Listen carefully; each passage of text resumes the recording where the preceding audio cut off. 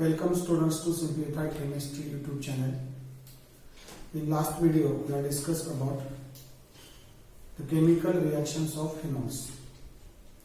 In this video we are going to study ethers in details. Preparation of ether is our first point.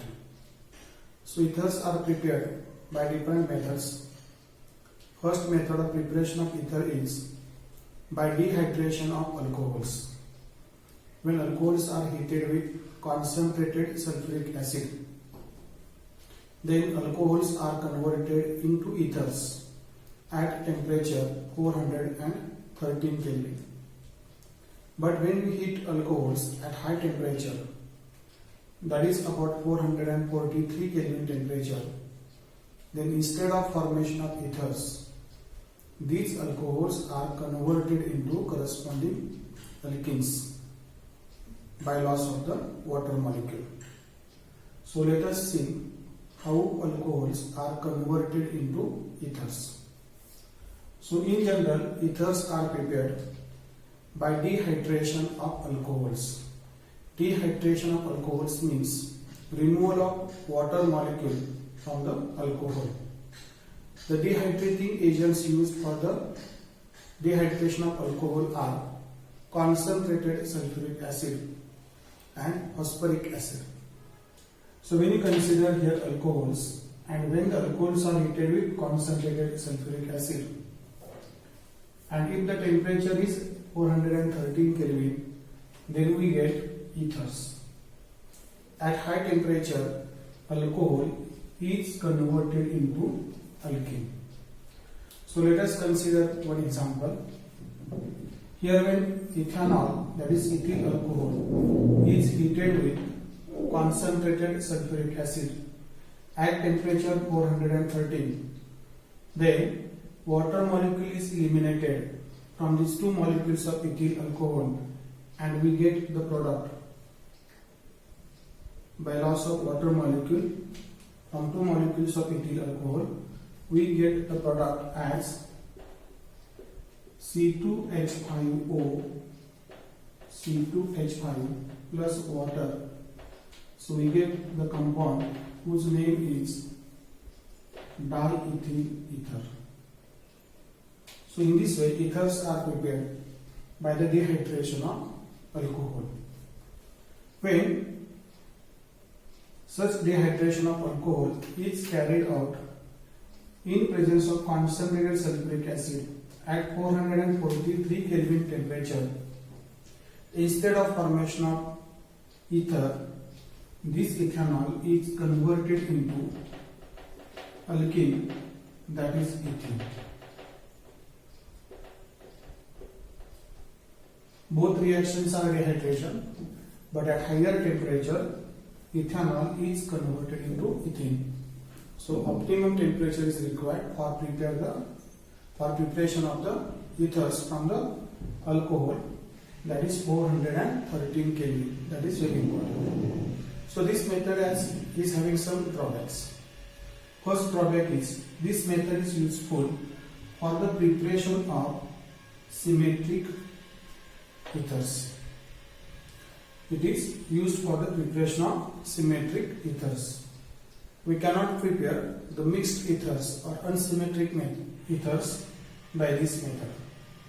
Again, dehydration of primary alcohols. When you consider dehydration of primary alcohols, and if dehydration is carried out at high temperature, then we get the product as alkene instead of ether. Secondary and tertiary alcohols on dehydration always gives alkenes. So this method is useful for preparation of symmetric ethers. Primary alcohols at high temperature gives us alkenes, and secondary and tertiary alcohols also gives us alkenes. So this is the first method, that is dehydration of alcohol. Then second method of preparation of ethers is Williamson's synthesis. In Williamson's synthesis, alkyl halides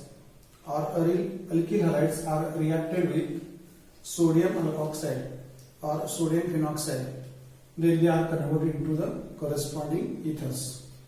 When alkyl halides are heated with sodium alkoxide or sodium phenoxide, then they give corresponding ethers. This method is known as Williamson's synthesis. Williamson's synthesis method is useful for the preparation of symmetric as well as unsymmetric ethers. Both simple and mixed ethers are prepared by this method. So let us consider how the ethers are prepared by this Williamson's methods. When alkyl halides are reacted with sodium alkoxide, then halogen atom from alkyl halide and sodium ion from this sodium alkoxide are combined with each other, and we get the product, that is ROR, that is ether plus NaX, that is sodium halide. When here alkyl halide is reacted with sodium phenoxide, then here also the reaction takes place in between the halogen atom of alkyl halide and sodium ion from the sodium phenoxide. We get the product here as ROAR. That is also the ether which contains aryl group plus sodium halide. When you consider example here, sodium tertiary butoxide is reacted with methyl bromide. When sodium tertiary butoxide is heated with methyl bromide, then this alkoxide ion attacks the alkyl group of this methyl bromide from backside, and removal of the halogen atom takes place here. Here is bromine. So this reaction follows SN2 reaction mechanism because the nucleophile attacks to the substrate molecule from the backside. So it is the SN2 reaction mechanism. So in this reaction we get the product as CH3, tertiary butyl group remains as is, and here methyl group is added to this oxygen, plus here we get sodium bromide.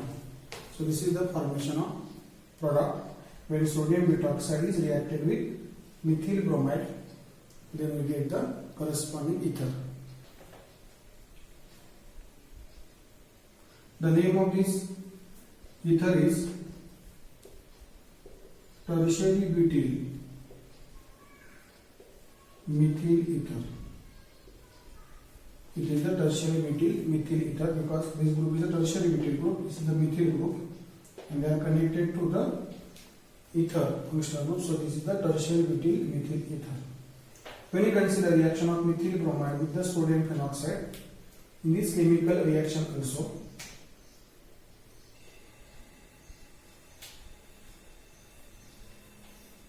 the ethers are formed by joining alkyl group and here phenoxide group. We get the compound that is CH3O. This compound is known as anisole, plus formation of here sodium bromide. So this reaction is known as Williamson's synthesis of preparation of ethers. We are going to consider here some important features of Williamson's synthesis. This Williamson synthesis is useful for the preparation of simple as well as mixed ethers. So both simple and mixed ethers are prepared by this Williamson's method. This Williamson's reaction is a SN2 reaction. Why? Because the nucleophile such as alkoxide ion or phenoxide ion attacks the alkyl group from the backside. In SN2 reaction, the backside attack of nucleophile takes place. Similarly here in this reaction also, alkoxide or phenoxide ion attack the alkyl group from the back side. So it is a SN2 reaction. In this chemical reaction, aryl halides are not used for the preparation of aromatic ethers. So this is the another feature of this reaction. Both secondary and tertiary alkyl halides, when reacted with sodium alkoxide, then they undergoes elimination reaction. To form the alkene. So let us consider one example of tertiary alkyl halide. Here, tertiary butyl chloride when reacted with sodium ethoxide. According to Williamson synthesis, reaction is sodium and chlorine combined with each other, there is a formation of ether. But here, as tertiary butyl chloride is a tertiary alkyl halide, it does not undergoes ether formation reaction, it undergoes elimination reaction, and we get the product as CH3 double bond CH2. So we get here isobutene. Here we get the isobutene plus formation of ethyl alcohol C2H5 and plus formation of sodium chloride. So we get here ethanol and here isobutene. So this is not according to Williamson's synthesis. So tertiary alkyl halides on reaction with sodium alkoxide, instead of formation of ethers, they are converted into the alkene. In this example, tertiary butyl chloride on reaction with sodium ethoxide, it gives isobutene and ethanol. There is no formation of ether. So these are the some features of this Williamson's synthesis.